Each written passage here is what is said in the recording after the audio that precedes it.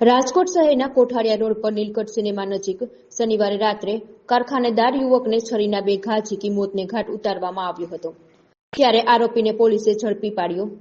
આરોપી અગાઉ પણ હત્યાની કોશિશ અને દારૂ સહિતના 50 ગુનામાં પોલીસ ચોપડે ચડી ચૂક્યો છે।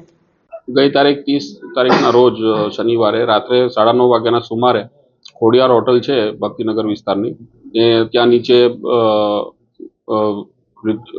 હાર્મિશભાઈ છે પટેલ ગજેરા, એ ચા પીવા ગયેલા એમના ભાઈ સાથે, અને ત્યાં ઉપર ફાઇનાન્સનો બિઝનેસ કરતા દેવેન્દ્રસિંહ છે સોલંકી, એમની સાથે ઝઘડો થયેલો અને એ બાબતની રીસ રાખીને એમની સાથે ઝઘડો થયો, ચક્કુ લઈને એમની પાછળ દોડ્યા અને ચક્કુ છાતીમાં વાગવાથી એમનું મૃત્યુ થયેલું। આ બાબતે ખૂનનો ગુનો ભક્તિનગર પોલીસ સ્ટેશનમાં દાખલ કર્યો છે। હાલ તપાસ પીઆઈ ભક્તિનગર પીઆઈ સરવૈયા સાહેબ કરી રહ્યા છે અને ઉપરોક્ત ગુનાના આરોપીને તુરંત પકડી લેવામાં આવ્યો છે ગઈકાલે રાત્રે, અને હાલ પોલીસ કસ્ટડીમાં છે।